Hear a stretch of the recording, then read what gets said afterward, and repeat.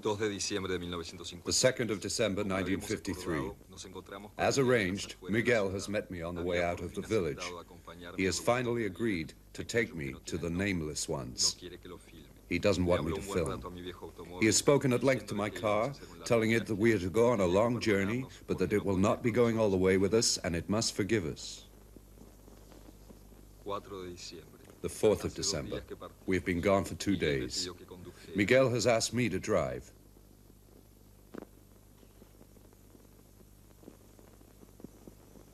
He has accepted the camera since my assuring him that this film would only be seen once one or the other of us was dead. Miguel says that he will never be quite dead. Miguel has told me that his father lives on the edge of the other world. He would not tell me any more. 5th of December. We arrive at the house of Miguel's father. He tells me that his father was born soon after the beginning of the world and he is tired. He is never surprised by Miguel's visits because he dreams them 2 or 3 days before. Twilight, walking in the desert. The old man says, "A long time ago, here, there was a village, and then the Great War came. It wiped out all the roads, and the people got lost, and the desert swallowed the empty houses. The desert is always the strongest one."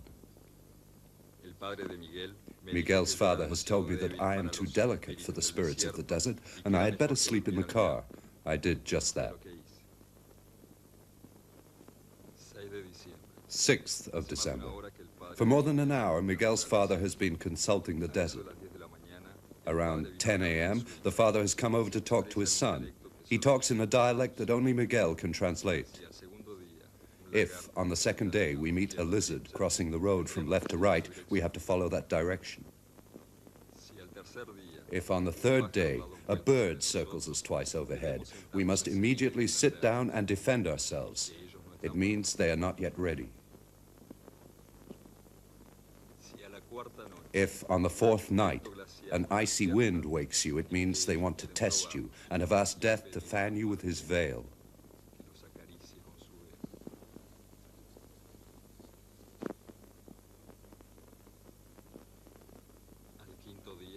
On the 5th day, they may show you something or nothing at all. They are very powerful, but they hide themselves since what they do is not of our world. They capture words because no word is true, and they drive them into the earth. Our Mother Earth is wounded by words that carry madness, and the night takes vengeance on men and frightens them by setting the words free. And when the earth speaks to herself, I am terrified, and I hide away in my cabin.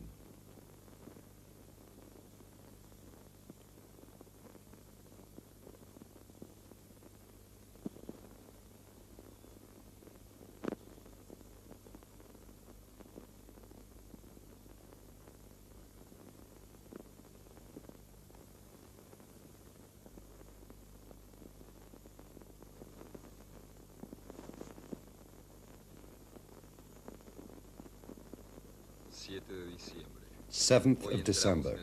Today we are entering the country where it rains stones. We must not speak all day.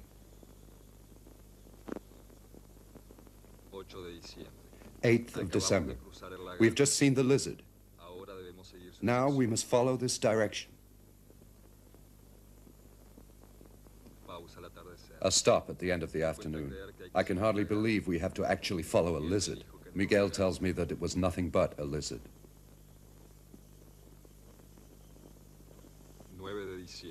9th of December.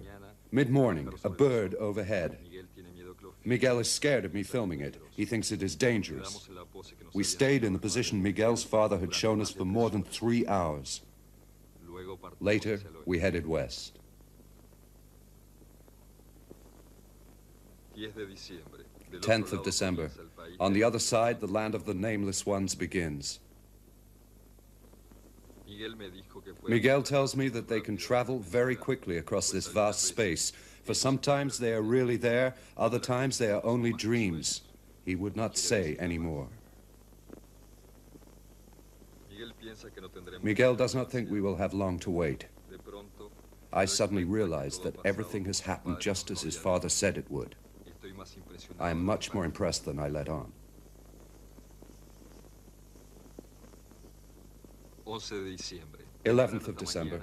Early this morning, a figure appeared on the rocks.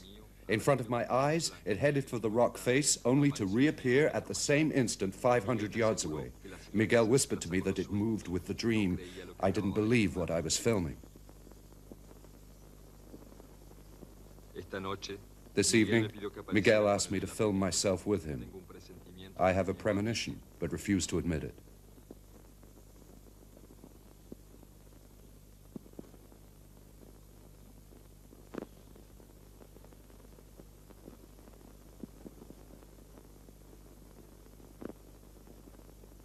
December. 12th of December.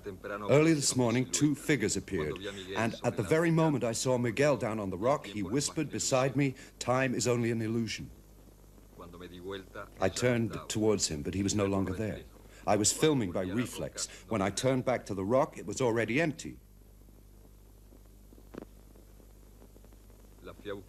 So I looked for them over where I had seen the figure the day before. I found them again on the rock. They gave me the impression of disappearing into the stone, and then I saw them again about 3 miles away. At the edge of the precipice, they were looking out at their future destination. I thought they were going to wave to me, but they disappeared again. I knew I would never see them again. Later on, I went to the rock where I'd seen them and left Miguel's bag there. If there were any tracks, they would have been on the sand of the plateau. But by the time I got there, the wind would have wiped them out. There was nothing but my film.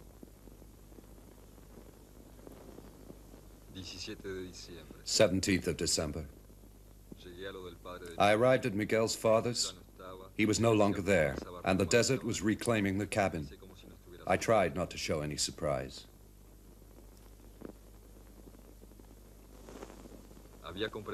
I had found out that not all beings have the same allotment of time, and that those who can expand it become ghosts.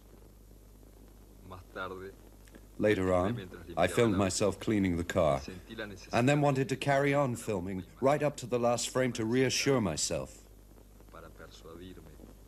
to convince myself that I was not one of the ghosts that Miguel had told me of, one of those beings who return from the unknown to bring us messages that sometimes we do not understand.